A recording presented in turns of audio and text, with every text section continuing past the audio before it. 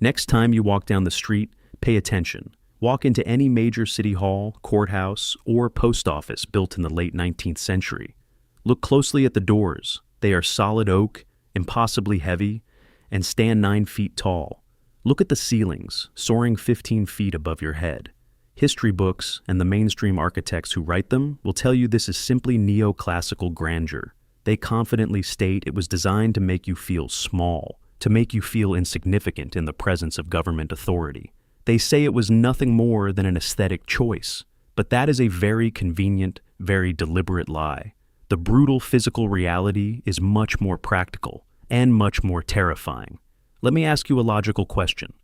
Nobody spends millions of dollars, carves tens of thousands of tons of solid granite, and hauls it across a wild country by horse and wagon, just to leave an empty 3 feet of useless, echoing space above every single doorway. You simply do not build a 9-foot door for a 6-foot man. It defies the basic laws of energy and economics. Those doors were not built to make you feel small. They were built for people who were actually that big. The truth is, we are currently living like parasites inside the architectural shell of a completely forgotten workforce. A massive, towering race of laborers who built the heavy infrastructure of the modern world, only to be systematically erased from the timeline and vanished from every official photograph after the year 1890. Today, I am going to show you exactly how they did it and where the bodies are buried.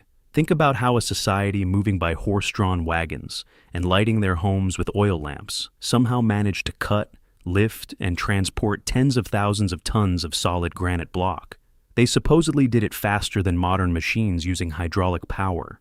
If you want to see the physical impossibility of our accepted history, look no further than the construction of the Transcontinental Railroad. The official story is that starting around the year 1865, a workforce of roughly 12,000 men, primarily Asian immigrants, blasted 15 tunnels directly through the solid, unforgiving granite of the Sierra Nevada mountains. They did this using only hand tools, black powder, and their bare hands. They were lowered down sheer cliffs in baskets, chiseling away rock inch by bloody inch. Now, to the credit of modern historians, the brutal exploitation of these immigrant workers is a well-documented tragedy. They were paid starvation wages, fed dried vegetables, and forced to endure 44 snowstorms in a single winter. Some were swept off the mountain by sudden avalanches, later found frozen upright with shovels still tightly gripped in their hands. That part of the story is absolutely true, and it is a dark stain on American history. But here is where the official narrative violently collides with the absolute laws of human physics and biomechanics. We are told to blindly believe that these starving, freezing, average-sized men not only carved mountains by hand, but set industrial records that have never been equaled in the century and a half since. Take the day of April 28th, 1869. The official historical ledger claims that a small crew laid 10 miles of track in a single 12-hour shift. Let us do the relentless math on that claim. They were moving rails that weighed 560 pounds apiece. They dropped one heavy iron rail into position every 30 seconds, without stopping, all day long.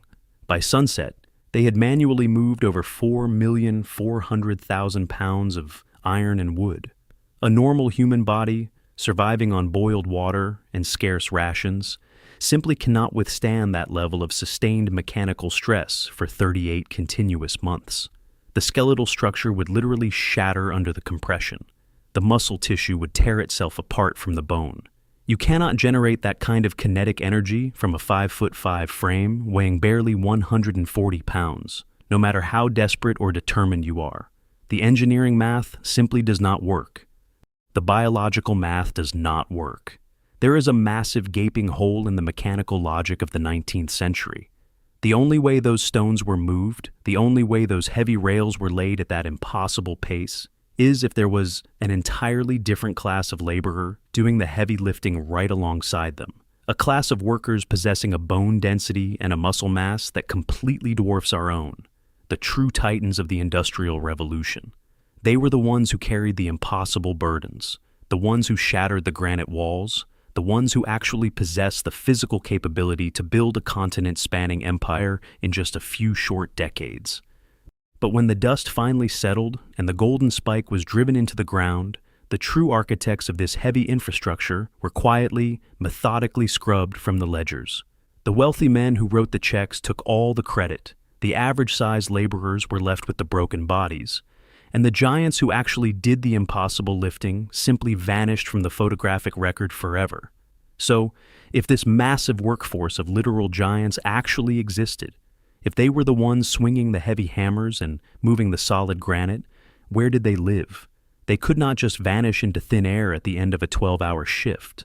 A body that large requires a specific amount of physical space just to exist, just to breathe and move without breaking the things around it. The answer to where they lived is not hidden in some secret underground vault. It is standing right in front of us, poured into the concrete and carved into the wood of our oldest surviving cities. Consider the deeply documented case of Anna Swan and Captain Martin Van Buren Bates. They were real, historically verified people who married in the year 1871. Martin stood 7 feet and 9 inches tall.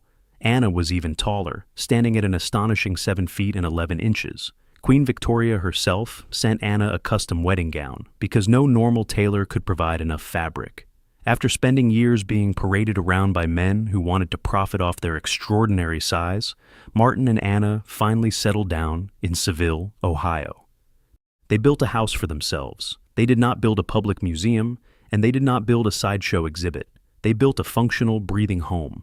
And the dimensions of that home are exactly what gives this entire historical cover-up away. Their house featured ceilings that were 14 feet high, and the doorways were perfectly scaled to 8.5 feet tall. This was not an artistic choice, and it was certainly not a display of wealth. In the world of design, this is called ergonomics. It is the absolute minimum physical space required for a biological body of that magnitude to walk from the kitchen to the bedroom, without crouching, without shattering the door frames, and without living in constant physical agony. Now, hold those exact dimensions in your mind for a second. 14-foot ceilings, 9-foot doors, and look at literally every single government building, every single state capitol, and every single major railway station constructed across the United States during that exact same decade. They all share the exact same massive sweeping proportions. The doors of the old courthouses from the year 1880 are scaled exactly to the physical needs of Martin and Anna Bates. Even the stone steps leading up to these buildings tell the same story. The vertical distance you have to step up is often uncomfortably high for an average modern human. Your knees have to work harder. But for a person with a stride length nearly double yours, those steps are perfectly natural. But the mainstream historical establishment demands that you look at this identical architecture and believe two completely different, contradicting stories. When Martin builds a 14-foot room, they admit it is because he is an 8-foot-tall giant. But when the government builds 10,000 identical 14-foot rooms in the same era, they tell you it is just a popular trend called neoclassical revival. They want you to believe that thousands of architects across the country collectively decided to waste millions of dollars in extra timber, extra stone, and extra heating coal just to make average-sized people feel intimidated when they walked in to pay their taxes. So we have been conditioned, we have been literally brainwashed to step into these towering structures and feel small. We are told the overwhelming height of the ceiling is a metaphor for the overwhelming power of the state. But physics does not care about metaphors. Architecture converges on necessity. You only build a doorway that large, that heavy, and that expensive if the people who are going to walk through it every single day are physically large enough to need it. We are not walking into monuments of government power. We are walking into the abandoned, repurposed living spaces of a displaced civilization. So, where did they all go? If this massive workforce finished building the grand infrastructure, the railways, the towering cities with their massive doors, they could not just vanish. And the horrifying truth is, they did not vanish. They were imprisoned in plain sight. We are taught to look back at the sideshows and circuses of the late 19th century as harmless entertainment. We think of Phineas Taylor Barnum and his traveling exhibitions starting around the year 1863 as just bizarre amusements for the masses. But look at the exact timeline. The sudden explosive boom of the sideshow industry perfectly flawlessly overlaps with the exact window when the heaviest physical labor of building the American infrastructure was wrapping up. By the time we reach the year 1890, the railroad networks are largely complete, the massive stone buildings are standing, and suddenly, the circus sideshow industry reaches its absolute peak. These were not stages for entertainment. They were the final internment camps for a dying breed. The elites who funded the railroads and cities had a massive problem. They had squeezed every ounce of physical labor out of these titans. Now, they needed to neutralize them. They needed to make sure the average-size population never viewed these giants as a powerful, superior, or even normal race of people. So, they stripped them of their dignity. They locked them inside tents, charged admission, and gave them degrading stage names. But the psychological warfare went much deeper than just putting them on a stage. It was all about the photography. The elites needed a way to permanently alter the public perception of these people, to rewrite their legacy before the century ended. If you look at the documented photography from that exact era, you will see the most deliberate, highly coordinated manipulation of scale in human history. Photographers were specifically instructed to place these towering individuals right next to extremely short performers, or to pose them alongside miniature, custom-built furniture. They would give a 7.5-foot man a tiny chair and a tiny teacup, forcing his body to look awkward, clumsy, and unnatural. They transformed a powerful, capable workforce into a parade of pitiful mutants. They reduced the architects of our world into carnival freaks. This was not an accident. It was a calculated visual distortion designed to break their image in the minds of the public. By manipulating the proportions in those early photographs, they successfully reprogrammed the way we view them. Instead of seeing strong, capable builders, the public was conditioned to see them as medical anomalies, a genetic mistake to be stared at, rather than a civilization to be respected. They weaponized the new technology of photography to completely erase the humanity of these people. And once you reduce a person to a sideshow attraction, once you convince the world that their very existence is just a bizarre mistake of nature, it becomes incredibly easy to erase them from the official record altogether. Think about the two biggest industries running on parallel tracks during that narrow window of time. One was building the physical infrastructure of the nation, moving millions of pounds of iron and stone. The other was absorbing unusual human bodies into the entertainment infrastructure, moving them from town to town in tightly guarded train cars. They both produced photographs in the exact same formats. But the overlap in their timelines has never been seriously examined by mainstream historians, because they do not want you to connect the dots. The giants did not die out naturally. They were publicly humiliated, psychologically broken, and deliberately written out of the human story, while the rest of us moved into the cities they built. To successfully brainwash an entire modern civilization, you cannot just manipulate the photographs. You have to completely obliterate the written memory of the past. You have to burn the very ledgers that prove these people ever existed. Let us talk about the year 1890. That specific year is a massive, gaping black hole in American genealogical research. If you ask any mainstream historian or family genealogist about the census from the year 1890, they will tell you a very tragic, very convenient story.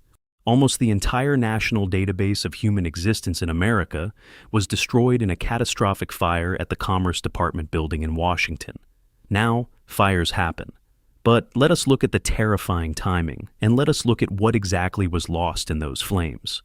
The census from the year 1890 was absolutely unprecedented. It was the very first time the United States government used highly detailed, mechanized tabulation. It recorded everything. It recorded occupations, specific physical descriptions, health conditions, and deeply personal demographic data that no previous census had ever dared to capture.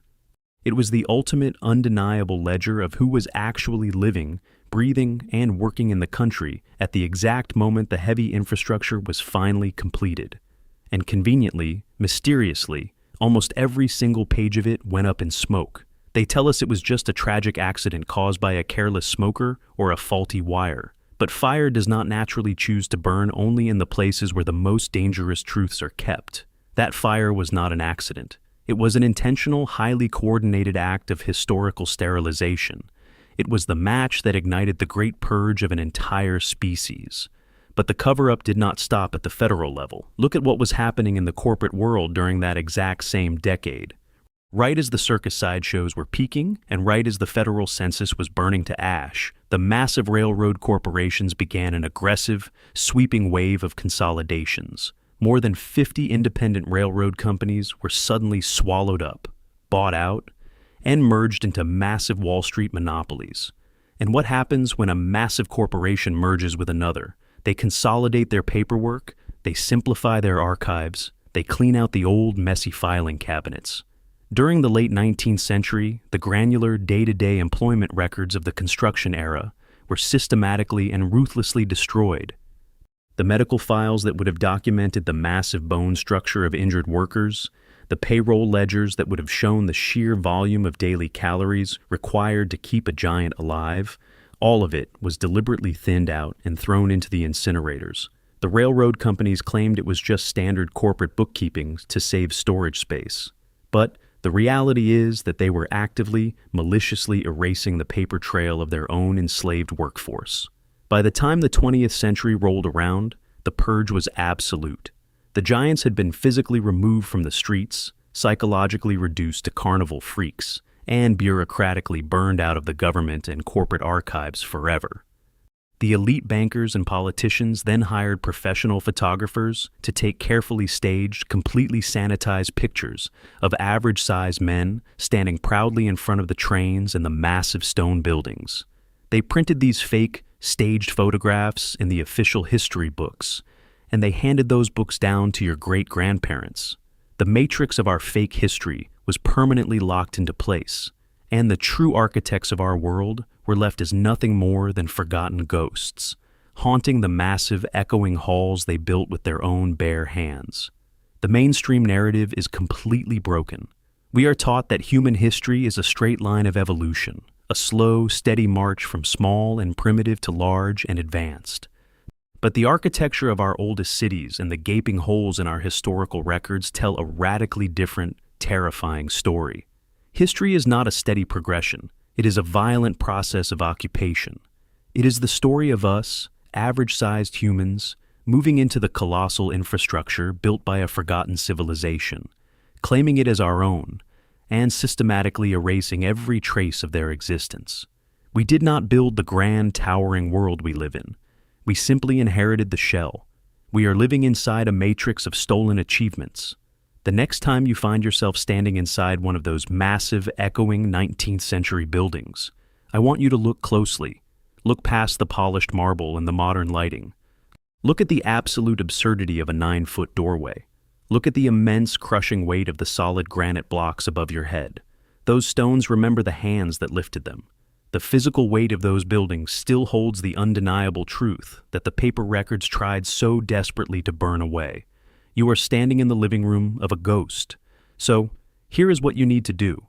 I want you to go to the oldest government building, post office, or train station in your city. Take a tape measure with you. Look at the height of the doors, look at the scale of the steps, and realize the impossible truth hidden in plain sight. Then, come back here and comment below with the exact height of those doors. Let us build our own record of what they tried to erase. The evidence is literally carved in stone all around you. You just have to open your eyes and stop believing the lie.